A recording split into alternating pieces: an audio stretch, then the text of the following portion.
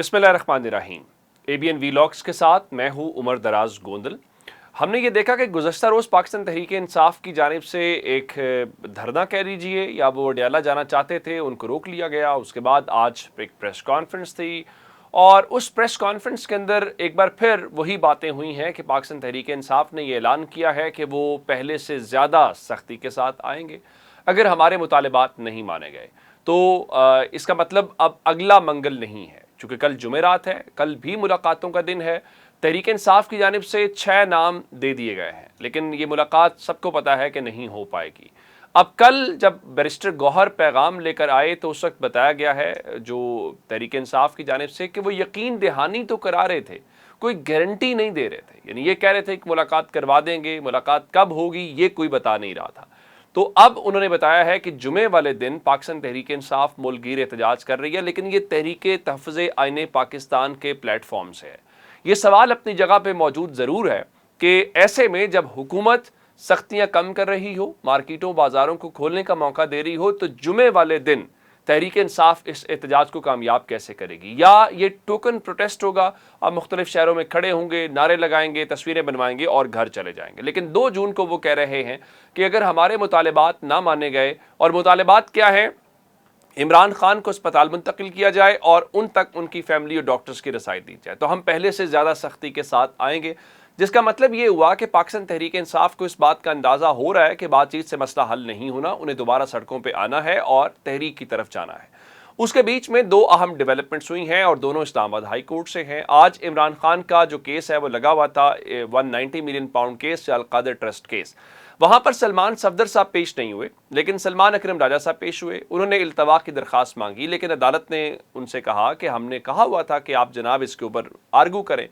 तो उन्होंने कहा कि हमारे वकालतनामे दस्तखत नहीं हो रहे। तो उस पर जस्टिस डोगर साहब ने कहा यह अदालत का मसला नहीं है, लेकिन बाद में इस्लामाबाद हाई कोर्ट ने सुपरिटेंडेंट अडयाला जेल को ये अहकामात दिए हैं कि वो इमरान खान के वकालतनामे दस्तखत करवाएं। ये केस इंपॉर्टेंट है और केस अब गैर मुअय्यना मुद्दत के लिए मुलतवी हो गया है। अब अदालत इसकी अगली तारीख कब मुकर्रर करती है ये अहम होगा। तहरीक इंसाफ की जानिब से 1 साल पहले इसके ऊपर अपील आई, लेकिन हमने ये देखा कि 1 साल के अंदर कोई ज़्यादा इसके ऊपर पेशरफ नहीं हुई। इवन अगर नैब ने कोई 2 हफ्ते का इल्तवा मांगा या 4 हफ्ते का मांगा, तो उससे ज़्यादा के बाद ही केस जो है वो टेकअप हुआ। उसके बाद हमें बताया गया कि आज जो सलमान अकरम राजा वकील भी हैं और तहरीक इंसाफ के जनरल सेक्रेटरी भी हैं, उनकी मुलाकात होगी चीफ जस्टिस याहिया अफरीदी साहब से। तो उनकी मुलाकात हो गई है। उनके मुताबिक इस मुलाकात के दौरान उन्होंने अहम जो मामला उठाया वो ये है कि इमरान खान के केसेस टेकअप नहीं हो रहे, मुकर्रर नहीं हो रहे। तो उनके सामने चीफ जस्टिस ने मुतल्लिका अफसरान को बुलाया और उनको अहकामात दिए हैं और साथ ये यकीन दहानी भी कराई है कि ईद के बाद आपके केसेस मुकर्रर हो जाएंगे। केसेस मुकर्रर हो जाएंगे। क्या तहरीक इंसाफ फिलहाल जिनके बारे में कहते हैं कि सियासी केसेस हैं उनको कंक्लूड करवाना चाहेगी? ये इंपॉर्टेंट है क्योंकि हमने माजी में स्ट्रेटेजी देखी है कि केसेस लटका दिए जाते हैं अनटिल अनलेस मामलात वहाँ ठीक ना हो जाए। जहाँ ठीक होने होते हैं, जब वहाँ ठीक होते हैं तो उसके बाद क्या होता है कि सब चीज़ें ठीक होना शुरू हो जाती हैं। और आज इसके ऊपर तबसरा सबसे बेहतरीन जो था वो मुस्तफ़ा नवाज़ खोकर साहब ने किया, जो ईमान मज़ारी के केस के अंदर आए हुए थे।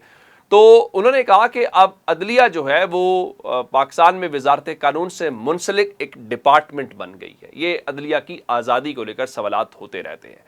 अब इमरान खान के केसेस का क्या बनेगा वो अपनी जगह पे है। दूसरा आज एक और अहम मुद्दा था और वो बुशरा बीबी तक उनके डॉक्टर्स की रसाई और फैमिली की रसाई का मामला था। तो जस्टिस अरबाब ताहिर साहब ने उसका तहरीरी फैसला जारी कर दिया है और अमली तौर पर बुशरा बीबी की फैमिली की दरख्वास्त मुस्तरद कर दी गई है।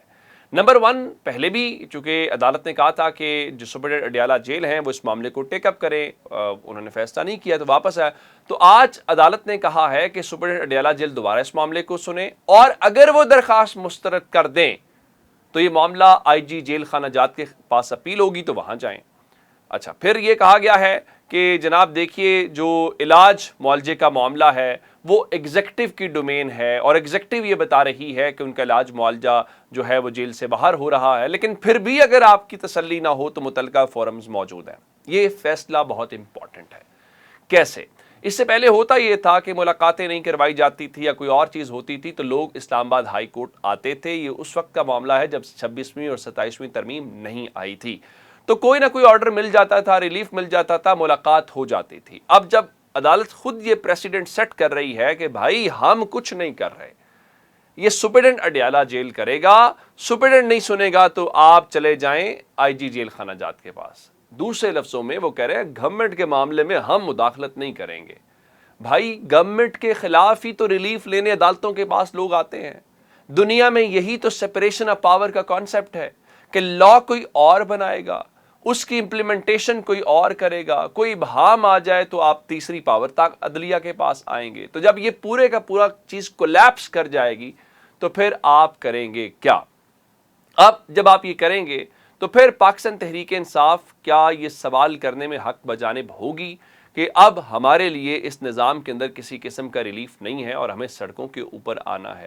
آج ہم نے یہ دیکھا ہے کہ کہاں ملاقات ہوئی ہے، اور یہ ملاقات اسلام آباد کے اندر ہوئی ہے، جہاں خیبر پختونخوا کا ڈیلیگیشن جس میں ان کے گورنر فیصل کریم کنڈی اور مشیر وہاں کے مزمل اسلم صاحب اور اپوزیشن لیڈر ڈاکٹر عباد جو ہیں وہ وزراء سے آ کے ملے، رانا ثناء اللہ، علی ڈار ملک، علی جو ملک ہیں ان کے ساتھ، تو یہ سارے لوگ، اور اس میں کہا گیا ہے کہ خیبر پختونخوا کی جو سی این جی ہے اس کا مسئلہ حل کر لیا گیا ہے، وہاں پہ سی این جی اسٹیشنز کھلا کریں گے۔ اب بنیادی بات یہ ہے کہ جب یہاں ان بہت ساری چیزوں کے اوپر آپ آپس میں کولیبریٹ کر سکتے ہیں یا کوارڈینیشن کر سکتے ہیں تو باقی چیزوں کے اوپر بھی کرنا چاہیے۔ اور ایسے میں جب ایک نئی ترمیم آپ لا رہے ہوں، اور تحریک انصاف اس وقت کانفیڈنٹ یہ ہے، آج ہم نے شفیع جان صاحب سے بات کی اور وہ بتا رہے تھے کہ پیپلز پارٹی کا ایک اصولی موقف ہے، اور پیپلز پارٹی اگر اس اصولی موقف کے اوپر قائم رہتی ہے تو پھر دیکھنا یہ ہے کہ جناب علی کہ کیا ہم اور وہ مل کر 28ویں ترمیم کا راستہ روک لیتے ہیں۔ اور پھر یہ بھی سوال تھا کہ کیا جے یو آئی کو بھی آپ شامل کریں گے، کیونکہ وہ بھی تو آپ کی لائک مائنڈڈ ہے۔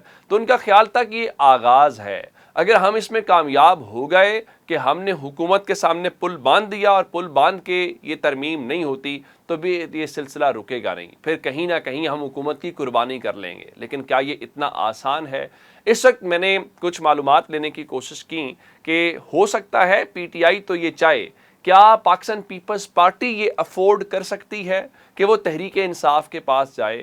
گو کہ جو مشترکہ پریس کانفرنس ہوئی جس میں پشاور میں جو ہوئی تھی، جس میں گورنر صاحب بھی تھے اور چیف منسٹر صاحب بھی موجود تھے، تو اس وقت بہت سارے مبصرین کا خیال یہ تھا کہ پاکستان پیپلز پارٹی نے فیصل کریم کنڈی کو چیف منسٹر آفریدی کے ساتھ بٹھا کے میسج دیا ہے کہ اگر ہمیں سسٹم سے نکالا گیا، اگر ہمیں مائنس کیا گیا تو اس کا مطلب یہ ہوگا کہ پھر یہ سسٹم چل نہیں پائے گا اور ہم اس چیز کو مائنس نہیں کر سکتے۔ لیکن آنے والے دن لگ رہا ہے کہ انٹرسٹنگ ہے، اب اس میں کیا ہوتا ہے پھر دیکھنا پڑے گا۔ یہ اب تک کی اپڈیٹس اگر آپ نے بھی فالو سبسکرائب نہیں کیا کر لیجئے، اپنا بہت سارا خیال رکھیے گا۔ خدا حافظ۔